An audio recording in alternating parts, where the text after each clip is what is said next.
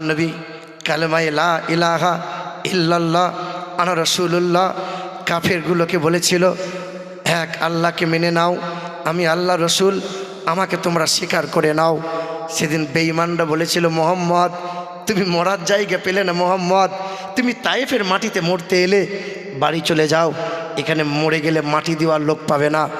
আল্লাহ নবীকে মারবো বলে তায়েফের নিষ্ঠুর জালিমরা ছোট ছোট বাচ্চাদের হাতে মোটা মোটা পাথর ধরে বলেছিল, পাগল মুহাম্মদটা যখন যাবে এমন করে ঢিল পাথর ছুঁড়ে ছুঁড়ে মারবি যেন মুহাম্মদ সুস্থ হালতে বাড়ি যেতে না পারে। পোশাকটা পরেছিল, ছোট ছোট বাচ্চাগুলো মোটা মোটা পাথর নিয়ে আল্লাহ নবীকে এমন করে আঘাত করেছিল, আল্লাহ নবীর সাদা রঙের পোশাকটা ছিঁড়ে চামড়া ফেটে মাংসের মধ্যে পাথরগুলো গেঁথে গেঁথে গিয়েছিল। আল্লাহ নবীর রঙের সাদা পোশাকটা রঙিন হয়ে গেল, রক্ত রঞ্জিত হয়ে গেল, আল্লাহ নবীর চেহারাটা দুর্বল ক্লান্ত হয়ে গেল। সেই দিন বেঈমানরা নবীকে জনমের মতো মেরে ফেলবো বলে আল্লাহ নবীকে তিনবার পাথরে ঘা মেরে আঘাত করে ফেলেছিল। আল্লাহ নবীর মাথাটা ফেটে গিয়েছিল, পিছনের মাথা ফেটে গিয়ে রক্ত গড়িয়ে গড়িয়ে পায়ের খরমটা চামড়ার সাথে জমাট বেঁধে গেল। আল্লাহ নবী জমিনে ওই তায়েফের পাহাড়ের ধারে লটকে পড়ে গেল। বেঈমানরা হাসতে হাসতে চলে গেল, মুহাম্মদকে জনমের মতো শেষ করে দিলাম, আল্লাহ বলার কেউ রইল না। জিবরাইল ফেরেশতা কাঁদতে কাঁদতে এসে আল্লাহ নবীকে কোলে তুলে নিয়ে ওহুদের পাহাড়ের চূড়ায় নিয়ে চলে গেল। ওহুদের পাহাড়কে বলেছিল, এ ওহুদের পাহাড়, যাকে সৃষ্টি না করলে আল্লাহ আসমান জমিন বানাতো না, তোর মতো পাহাড় তো হতো না, আজকে তোর কোলে আমার নবীকে একবার শুয়াবো, একটু নরম বিছানা হয়ে যা না, একটু নরম বিছানা হয়ে যা না। আজও হাজিরা হজ করতে গেলে ওই পাহাড়ের চূড়ায় যদি একবার উঠে দেখতে পাবে এখনও নরম বিছানার মতো জায়গাটা সমতল হয়ে আছে। আল্লাহ নবীকে আলতো করে ওই পাহাড়ে শুইয়ে দিয়ে জিবরাইল ফেরেশতা পাকনাই করে হাওয়া করেছিলেন। আল্লাহ নবীর চোখটা খুলে গিয়েছিল। আল্লাহ নবীর চোখটা খুলে বলেছিল, জিবরাইল তুমি কাঁদছো কেন রে ভাই, তোমার কি হয়েছে বলো।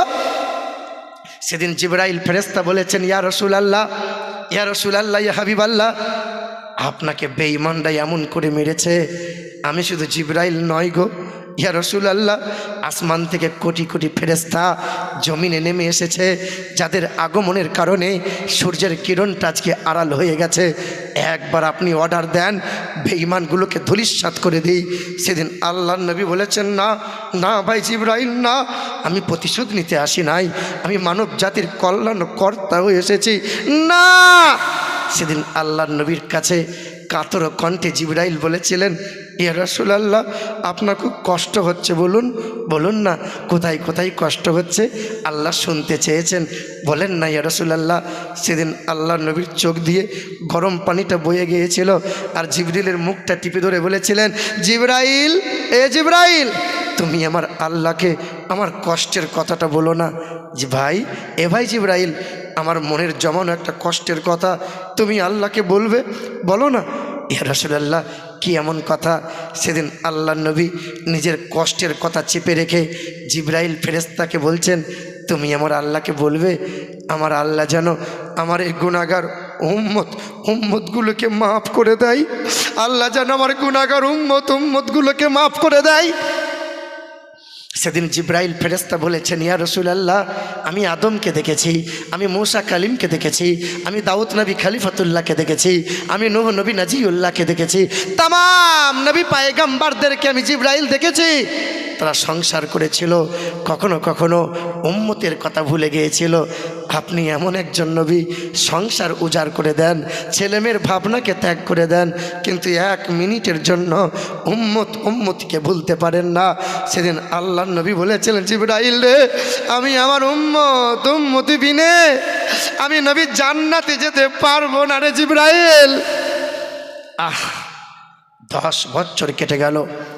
আল্লাহ নবীর বয়স তখন 61 বছর হয়েছিল। আল্লাহ নবীর শরীরে জ্বর এসেছিল। সেদিন আল্লাহ নবী বলেছিলেন, আয়েশা, আম্মা আয়েশা ছুটে এসে বলছেন, লাব্বাইক ইয়া রাসূলুল্লাহ। আয়েশা, ওখানে জাইতুনের তেলটা আছে, একটু উষ্ণ গরম করে আমার শরীরে একটু মালিশ করে দাও তো, বড্ড জ্বর এসেছে। সেদিন আম্মা আয়েশা সিদ্দিকা জাইতুনের তেলটা উষ্ণ গরম করে নিয়ে এসে আল্লাহ নবীর পিঠের কাছে দাঁড়িয়েছেন। আল্লাহ নবী পিঠের কাপড়টা তুলে ধরেছেন, আর আল্লাহ নবীর বিবি আমাদের মা আয়েশা তাকিয়ে চোখ চড়ক গাছ হয়ে গেছে। আল্লাহ নবীর বিবি আমাদের মা আয়েশা হাতটা থরথর করে কাঁপছে। নবীকে বলছেন, ইয়া রাসূলুল্লাহ, আপনার পিঠে খাল খাল, গর্ত গর্ত। ইয়া রাসূলুল্লাহ, আপনার কবে ঘা হয়েছিল গো নবী? আপনার কবে বসন্ত হয়েছিল গো নবী? আপনার কবে পক্স হয়েছিল নবী? সেদিন আল্লাহর নবী, কখনো বসন্ত হয় না রে আয়েশা, নবীদের শরীরে কখনো পক্স হয় না রে আয়েশা। এ আয়েশা, 10 বছর আগে তায়েফে নিষ্ঠুর মানুষেরা আমাকে এমন করে মেরেছিল। 10 বছরে কত সময় গুজরে গেল, কত মানুষ গত হয়ে গেল, এখনো তোমার নবীর চেহারার দাগগুলো মুছে যায়নি আয়েশা। এই দাগ আমি আল্লাহর দরবারে আল্লাহকে দেখাবো, আল্লাহর দয়া হবে, আল্লাহর মায়া হবে। প্রতিশোধ নয়, আমি আমার উম্মতের জন্য আল্লাহর কাছে মাগফিরাতের কামনা চাইব। সেই নবীকে ভুলে যেও না। আল্লাহর নবীর বিবি আম্মা আয়েশাকে বলেছেন, আয়েশা তুমি আমার দাড়িগুলো দেখো, অল্প দিনে সাদা হয়ে গেছে আয়েশা। বিবি আয়েশা বলেন, ইয়া রাসূলুল্লাহ, আপনি খুব চিন্তা করেন। আল্লাহর নবী বলেছেন, আয়েশা রে, আমার একটাই চিন্তা, সংসার নয়, ছেলে মেয়ে নয়, আমার গুনাহগার উম্মতির চিন্তা। আমার উম্মতির কী হবে, আমার উম্মতির কী হবে। আমার মুসলমান সোনার টুকরো বন্ধুরা, খুব মনে রেখে দেন, যেদিন হাসরের ময়দান হবে, কিয়ামতের দিবসে সবাই আমরা শুয়ে থাকব, সবার আগে নবীকে উঠানো হবে। ফেরেশতারা আল্লাহ নবীকে উঠাবেন। নবী ধরফড়িয়ে উঠে বলবেন, কে গো? বলে, ইয়া রাসূলুল্লাহ, আপনি উঠুন। আল্লাহ নবী বলছেন, আমার উম্মতগুলো কোথায়? আজকে আমার উম্মতগুলো এলো না, আমার উম্মতগুলো কোথায়? সেদিন বলা হবে, ইয়া রাসূলুল্লাহ, সবাই ঘুমিয়ে আছে, সবার আগে আপনাকে জাগানো হয়েছে, উঠুন না। আল্লাহ নবী উঠবেন। নবীর চেহারায় কাদামাখা থাকবে, কাদামাখা। নবীর চুলগুলো উস্কো খুস্কো থাকবে। নবী মুখে বিল বিল করে কি যেন বলবে, আর হাসরের ময়দানটা ঘুরে ঘুরে বেড়াবে। আল্লাহ পাক বলবেন, আমার নবীর জন্য মাকামে মাহমুদ রেখেছি, আমার নবীর কি হয়ে গেল, চেহারায় কাদামাখা কেন? সেদিন বলা হবে, নবী রওজাতে এত পরিমাণে কান্না করবেন যে কান্নার কারণে চোখের পানিতে মাটি কাদা হয়ে যাবে। ওই কাদামাখা চেহারা নিয়ে নবী হাসরের ময়দানে উঠবেন। নবী উম্মতি উম্মতি করে কাঁদবেন, আর নবী উম্মতিকে সঙ্গে না নিয়ে নবী জান্নাতে যাবে না, নবী জান্নাতে যাবে না। আমার মুসলমান সোনার টুকরো বন্ধুরা, জীবনে অনেক ওয়াজ শোনা হয়ে গেছে, খুব ওয়াজ শুনে লাভ নাই, যত শুনবেন তত বুঝা বাড়বে। আপনাকে বলি, জীবনে যত ওয়াজ শুনেছেন, আজকে যদি মেনে নিতে পারতেন, একজন আল্লাহর ওলি হয়ে যেতেন। আমি আপনাদের পায়ে হাত রেখে বলি, এক সালামের আদান প্রদান করো, ছেলে মেয়ে নাতি পোতাকে ঘন ঘন সালাম দাও, বাপ সালাম দাও, সালামের আদান প্রদান করো, রহমত মোহাব্বত আল্লাহ পয়দা করে দেবে। 2, কোরআন ও হাদিসের তালিম নাও, কোরআনে হাত বোলাও, কোরআনে চুমা দাও, কোরআনকে বুকে নাও, কোরআন রিসার্চ করো। 3, বাপ মায়ের সেবা করো, বাপ মায়ের দোয়া লাও, বাপ মায়ের পায়ে হাত বুলিয়ে দাও, বাপ মায়ের পায়ে তেল মালিশ করে দাও, বাপ মায়ের বিছানা সাফ করে দাও। 4, হারাম থেকে নিজেকে বাঁচিয়ে নাও, হারাম খেও না, হারাম থেকে দূরে রাখো। আল্লাহ পাক যেন আমাকে আপনাদের সকলকে ঈমান ও আমলের উপর চলার তৌফিক দান করেন। জোরে বলি আল্লাহুম্মা আমিন। সকলে একবার সূরা ফাতিহা, 3 বার কুলহু, 3 বার দরুদ শরীফ পড়েন। বিসমিল্লাহির রহমানির রহিম।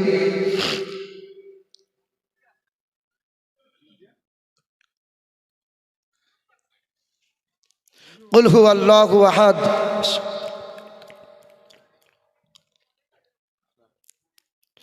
কুল হুয়াল্লাহু আহাদ।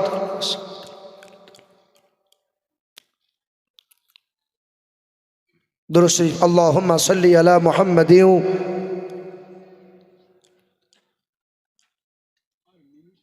আল্লাহুম্মা বারিক আলা মুহাম্মাদিন সাল্লাল্লাহু তাআলা আলাইহি ওয়াসাল্লাম, সাল্লাল্লাহু তাআলা আলাইহি ওয়াসাল্লাম। সকলে হাত তুলি, আল্লাহুম্মা আমিন।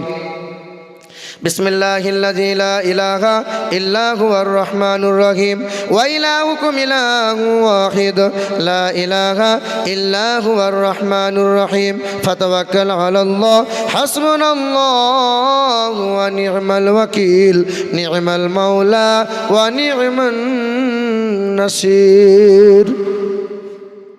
ইয়া আল্লাহ ইয়া রাব্বাল আলামিন, সন্ধ্যার পর থেকে এতক্ষণ পর্যন্ত কোরআন ও হাদিস যত যা কিছু তেলাওয়াত করা হয়েছে আল্লাহ, নামি দামি ওলামায়ে কিরামগণ অনেক দামি দামি আলোচনা করেছেন। আল্লাহ পাক তামাম ত্রুটিগুলোকে ক্ষমা করে দিয়ে সওয়াবগুলো হাবিবে কিবরিয়া জনাবে মুহাম্মদুর রাসূলুল্লাহ সাল্লাল্লাহু তাআলা আলাইহি ওয়াসাল্লামের পাক রূহ মুবারকে সওয়াবগুলো পৌঁছাইয়ে দাও। तमाम नबी पैगम्बर रसूल खुलाफा राशिदीन साहबाए किराम शुहादाए करबला आशराए मुबाशशरा तबे ताबीन बुजुर्गाने दिन सकलेर पाक रूहे এই সওয়াবগুলো তুমি পৌঁছাইয়ে দাও। খাস করে আল্লাহ এই গ্রামে যত মানুষ কবরে শায়িত হয়ে আছে আল্লাহ পাক সকল কবরবাসীর গুনাহ খাতাকে মাফ করে কবর জান্নাতের বাগান বানাইয়ে দাও। ও আল্লাহ, আমরা যারা হাত তুলেছি আমাদের অনেকেরই মা নাই, অনেকেরই আব্বা নাই, না খেয়ে খাওয়ানেওয়ালা মা, না পড়ে পড়ানেওয়ালা মা, যাদের মা নাই আব্বা নাই নীরব নগরে শুয়ে আছে। ও দয়ার মালিক আল্লাহ, মা বাবার কবরগুলো জান্নাতি হাওয়া, জান্নাতি মেওয়া, জান্নাতি খাওয়া তুমি পৌঁছাইয়ে দাও। অনেকেরই দাদু দাদি নানা নানি মাতাগুল বিদাগুল শ্বশুর শাশুড়ি কল ছেলে মেয়ে ভাই বোন যারা ইন্তেকাল হয়ে গেছে গো মালিক আল্লাহ, তাদেরকে মাগফিরাত করে দিয়ে কবরগুলো জান্নাতি হাওয়া প্রবাহিত করে দাও। এই মজলিসে অনেক বাইরেকার অতিথি বান্দা এসেছে, দুই হাত তুলে আমরা ভিক চাইছি আল্লাহ। অনেক হাজি বান্দা, অনেক নামাজি মুসল্লি বান্দা, অনেক আলেম ওলামা দুনিয়ার ভিখারি এক হাত পেতে ভিক চাই। আমরা তোমার কাছে দুটো হাত তুলে ভিক চাইছি আল্লাহ পাক, আমাদের জানা অজানা ছোট বড় রাতে দিনে সাগিরা কবিরা সকল গুনাহগুলো মাফ করে দাও। ও দয়ার মালিক আল্লাহ, এই মজলিসে কত মহিলা তোমার বান্দি হাত তুলেছে আল্লাহ, আল্লাহ পাক মা বোনদেরকে কবুল করে নাও, তাদের আঁচলগুলো রহমতে ভরে দাও, ছেলে মেয়েগুলোকে ভবিষ্যৎ তুমি উজ্জ্বল করে দাও। এই মজলিসে অনেক মুরব্বী বান্দা হাত তুলেছে, সাদা দাড়ি পাকা সাদা চুলওয়ালা মুরব্বী বান্দাগুলো হাত তুলেছে আল্লাহ। আল্লাহ সাদা দাড়িওয়ালা মুরব্বী বান্দাদেরকে তুমি বড় ভালোবাসো, ওই মুরব্বী নেককার নামাজি বান্দাদের ওসিলা দিয়ে আমাদের মতো গুনাহগার মানুষগুলোকে কবুল করে নাও, কমিটির ছেলেগুলোকে কবুল করে নাও আল্লাহ। আমাদের সকলের হায়াতকে বাড়াইয়ে দাও, নামাজি পরহেজগারি তুমি দান করে দাও, ছেলে মেয়েদের বুকে কোরআন তেলাওয়াত করা তুমি তৌফিক দাও। আরে চলে গেছে পিতা মাতা কবরেতে যারা, আর জান্নাতি বিছানা খোদা পাই যেন তারা। মা বাবার কবরে দিও জান্নাতি বিছানা, আর কবরে হাসরে যেন কষ্ট পাই না। আরে সামনে পিছে ডানে বামে রহমত দিও, আরে তব করোনাতে খোদা ঢাকা দিয়ে নিও। ইজ্জত সম্মান দিও দিন দুনিয়াতে, আরো সম্মানিত করো খোদা রোজ কিয়ামতে। আরে মনের আশা পুরা করো ওগো বাড়ি তালা, আর পান করায় নবীর হাতে কৌসারের পিয়ালা। सल्लल्लाहु ताला अला खैरि खल्किही मुहम्मदिन व अला आलिहि व अस्हाबिहि अजमाइन बिरहमतिका या अरहमर राहिमीन आमीन बिहक़्क़ि ला इलाहा इल्लल्लाहु मुहम्मदुर रसूलुल्लाह। अस्सलामु अलैकुम व रहमतुल्लाह।